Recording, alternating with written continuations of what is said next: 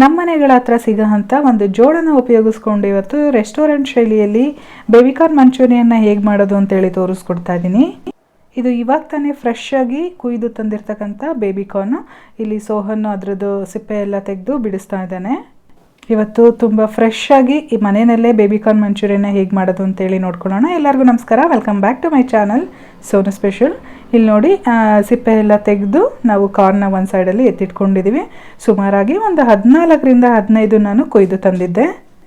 ಇಷ್ಟು ಎಳೆದನ್ನು ನಾವು ಕೊಯ್ಬೇಕಾಗತ್ತೆ.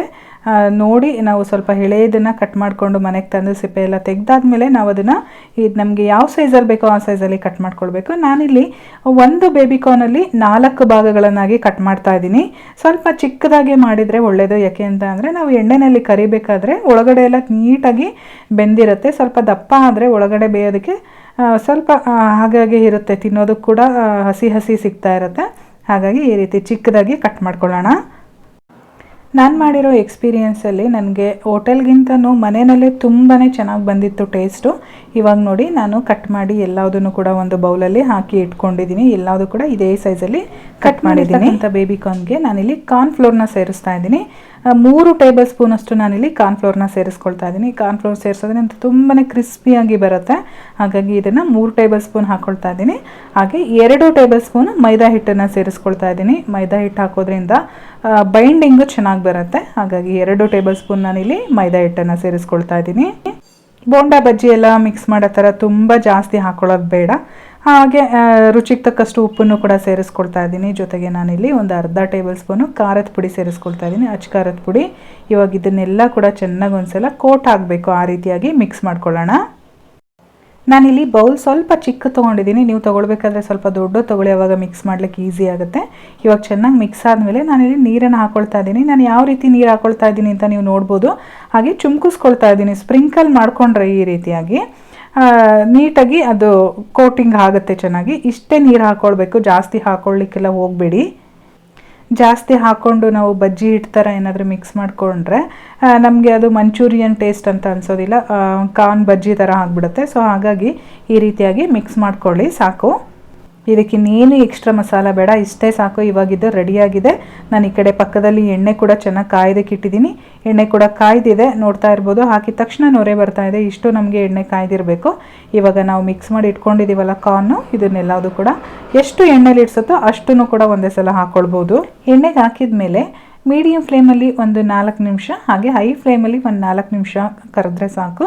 ನಮಗೆ ಇಲ್ಲಿ ಕ್ರಿಸ್ಪಿ ಆಗಬೇಕು. ಮೀಡಿಯಮ್ ಫ್ಲೇಮಲ್ಲಿ ಏನಕ್ಕೆ ಅಂತ ಅಂದರೆ ನಮಗೆ ಒಳಗಡೆ ಎಲ್ಲ ಚೆನ್ನಾಗಿ ಬೆಂದಿರಬೇಕು, ಇಲ್ಲ ಅಂದರೆ ಹಾಗೆ ಹಸಿ ಹಸಿ ಸಿಗ್ತಾ ಇರುತ್ತೆ. ಸೊ ಹಾಗಾಗಿ ನಾವು ಮೀಡಿಯಮ್ ಫ್ಲೇಮಲ್ಲಿ ಫಸ್ಟು ಒಂದು 4 ನಿಮಿಷ ಬೇಯಿಸ್ಕೊಂಡು ಆಮೇಲೆ ಒಂದು 4 ನಿಮಿಷ ಹೈ ಫ್ಲೇಮಲ್ಲಿ ಬೇಯಿಸ್ಕೊಂಡ್ರೆ ಆಗುತ್ತೆ. ಇದೇ ರೀತಿಯಾಗಿ ನಾವು ಇನ್ನೊಂದು ಬ್ಯಾಚನ್ನು ಸಹ ಬೇಯಿಸ್ಕೊಳ್ಳೋಣ. ನನಗೆ ಇಲ್ಲಿ 2 ಬ್ಯಾಚ್ ಕಾರ್ನ್ ಆಗಿದೆ. ಇವಾಗ ನೋಡ್ತಾ ಇರ್ಬೋದು, ಕಲರ್ ಕೂಡ ಚೇಂಜ್ ಆಗಿದೆ, ಹಾಗೆ ಬಿಡಿ ಬಿಡಿಯಾಗಿ ಆಗಿದೆ, ಕ್ರಿಸ್ಪಿಯಾಗಿ ಬಂದಿದೆ. ನೀವು ನೋಡಿದ್ರೇ ಗೊತ್ತಾಗುತ್ತೆ. ನೀವು ತಟ್ಟೆಗೆ ಹಾಕಿದರೆ ಟಣ್ ಅಂತ ಸೌಂಡ್ ಬರುತ್ತೆ, ಅಷ್ಟು ಕ್ರಿಸ್ಪಿಯಾಗಿ ಬೆಂದಿದೆ.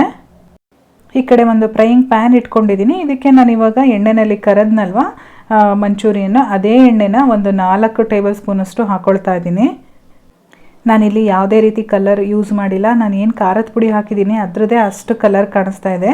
ಎಣ್ಣೆ ಕೂಡ ಕಲರ್ ಚೇಂಜ್ ಆಗಿದೆ, ನೀವು ನೋಡ್ತಾ ಇರ್ಬೋದು. ಈಗ ಎಣ್ಣೆ ಬಿಸಿ ಆದಮೇಲೆ ನಾನಿಲ್ಲಿ 1 ಇಂಚಷ್ಟು ಶುಂಠಿನ ಈ ರೀತಿ ಚಿಕ್ಕ ಚಿಕ್ಕದಾಗಿ ಕಟ್ ಮಾಡಿಕೊಂಡು ಸೇರಿಸ್ಕೊಂಡಿದ್ದೀನಿ. ಹಾಗೆ 2 ಬೆಳ್ಳುಳ್ಳಿನ ಅದನ್ನು ಕೂಡ ಸಿಪ್ಪೆ ಎಲ್ಲ ತೆಗೆದು ಚಿಕ್ಕದಾಗಿ ಕಟ್ ಮಾಡಿಕೊಂಡು ಸೇರಿಸ್ಕೊಂಡಿದ್ದೀನಿ. ಈ ಬೆಳ್ಳುಳ್ಳಿ ಮತ್ತು ಶುಂಠಿನ ಈ ರೀತಿ ಎಣ್ಣೆನಲ್ಲಿ ಫ್ರೈ ಮಾಡಿ ನಮಗೆ ಮಂಚೂರಿಯನ್ ಮಧ್ಯೆ ತಿನ್ನಬೇಕಾದ್ರೆ ಸಿಗುತ್ತಲ್ವಾ, ಅದ್ರ ಮಜನೇ ಬೇರೆ, ಅಷ್ಟು ಚೆನ್ನಾಗಿರುತ್ತೆ. ಸೊ ಇದನ್ನು ಸ್ಕಿಪ್ ಮಾಡ್ದಲೇ ಸೇರಿಸ್ಕೊಳ್ಳಿ. ಇವಾಗ ಬೆಳ್ಳುಳ್ಳಿ ಎಷ್ಟು ಕಲರ್ ಚೇಂಜ್ ಆಗಿದೆ ಅಂತ ನೀವು ನೋಡ್ತಾ ಇದ್ದೀರಾ. ಇದ್ರ ಜೊತೆಗೆ ನಾನೊಂದು 4 ಹಸಿಮೆಣಸಿನ್ಕಾಯಿ ಹಾಗೆ 2 ಮೀಡಿಯಮ್ ಸೈಜ್ ಈರುಳ್ಳಿನ ಈ ರೀತಿ ಮೀಡಿಯಮ್ ಸೈಜಲ್ಲಿ ಕಟ್ ಮಾಡ್ಕೊಂಡಿದ್ದೀನಿ. ಸ್ವಲ್ಪ ದಪ್ಪದಾಗೆ ಮಾಡ್ಕೊಳ್ಳಿ. ಈ ರೀತಿ ಪೆಟಲ್ಸ್ ಬಂದರೆ ತುಂಬಾ ಚೆನ್ನಾಗಿರುತ್ತೆ ತಿನ್ನೋದಕ್ಕೆ ಮಂಚೂರಿಯನ್ ಜೊತೆ. ಈರುಳ್ಳಿ ಎಲ್ಲ ಸಾಫ್ಟ್ ಆದಮೇಲೆ ಸಾಸ್ಗಳನ್ನ ಸೇರಿಸ್ಕೊಳ್ತಾ ಇದ್ದೀನಿ. ನಾನಿಲ್ಲಿ 1 ಟೀ ಸ್ಪೂನ್ ವಿನೆಗರ್ ಹಾಕ್ಕೊಂಡಿದ್ದೀನಿ, 1 ಟೀ ಸ್ಪೂನ್ ಸೋಯಾ ಸಾಸು, ಹಾಗೆ 1 ಟೀ ಸ್ಪೂನಷ್ಟು ಶೆಜ್ವಾನ್ ಸಾಸ್ ಹಾಕ್ಕೊಂಡಿದ್ದೀನಿ. ಹಾಗೆ 1 ಟೇಬಲ್ ಸ್ಪೂನು ಟೊಮೊಟೊ ಸಾಸು, ಜೊತೆಗೆ 1 ಟೀ ಸ್ಪೂನಷ್ಟು ಟೊಮೊಟೊ ಕೆಚಪ್ ಕೂಡ ಸೇರಿಸ್ಕೊಂಡಿದ್ದೀನಿ. ಸಾಸ್ಗಳು ಹಾಕಿದ ಮೇಲೆ ಚೆನ್ನಾಗಿ ಒಂದ್ಸಲ ಮಿಕ್ಸ್ ಮಾಡ್ಕೊಳ್ಬೇಕು, ಒಗ್ಗರಣೆ ಜೊತೆ ಚೆನ್ನಾಗಿ ಹೊಂದ್ಕೊಳ್ಬೇಕು. ಇವಾಗ ಚೆನ್ನಾಗೆಲ್ಲ ಮಿಕ್ಸ್ ಮಾಡ್ಕೊಂಡಿದ್ದೀನಿ ಸಾಸ್ ಹಾಕಿದ ಮೇಲೆ. ಹಾಗೆ ನಾನಿಲ್ಲಿ 1 ಟೇಬಲ್ ಸ್ಪೂನಷ್ಟು ಆ ಕಾರ್ನ್ಫ್ಲೋರ್ನ ತೊಗೊಂಡು ಅದಕ್ಕೆ ಒಂದು 2 ಟೀ ಸ್ಪೂನಷ್ಟು ನೀರನ್ನು ಹಾಕ್ಕೊಂಡು ಚೆನ್ನಾಗಿ ಮಿಕ್ಸ್ ಮಾಡ್ಕೊಳ್ತಾ ಇದ್ದೀನಿ. ಕಾರ್ನ್ಫ್ಲೋರ್ ವಾಟರ್ ಹಾಕಿದ ಮೇಲೆ ಇದನ್ನು ಕೂಡ ಚೆನ್ನಾಗಿ ಮಿಕ್ಸ್ ಮಾಡ್ಕೊಳ್ಬೇಕು. ಎಲ್ಲ ಸಾಸ್ಗಳಲ್ಲೂ ಉಪ್ಪಿನಂಶ ಇರೋದ್ರಿಂದ ಮತ್ತೆ ಉಪ್ಪನ್ನ ಸೇರಿಸೋಂಥ ಅವಶ್ಯಕತೆ ಇಲ್ಲ. ಇದನ್ನೆಲ್ಲ ಚೆನ್ನಾಗಿ ಮಿಕ್ಸ್ ಮಾಡಿ ಆದಮೇಲೆ ನಾವೇನು ಬೇಬಿಕಾರ್ನ್ನ ಫ್ರೈ ಮಾಡಿ ಇಟ್ಕೊಂಡಿದ್ವಿ ಅದನ್ನು ಇದರೊಳಗಡೆ ಆ್ಯಡ್ ಮಾಡ್ಕೊಳ್ಳೋಣ.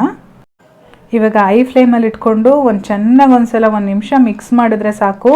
ರೆಸ್ಟೋರೆಂಟ್ ಶೈಲಿಯಲ್ಲಿ ಮನೆಯಲ್ಲೇ ತಯಾರಾಗುತ್ತೆ ಬೇಬಿಕಾರ್ನ್ ಮಂಚೂರಿಯನ್ನು.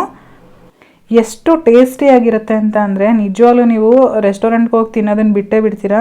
ನೀವಿಷ್ಟು ತೊಗೊಳ್ಳಿಕ್ಕೆ ರೆಸ್ಟೋರೆಂಟಲ್ಲಿ 150ರಿಂದ 200 ರೂಪಾಯಿ ಇರುತ್ತೆ.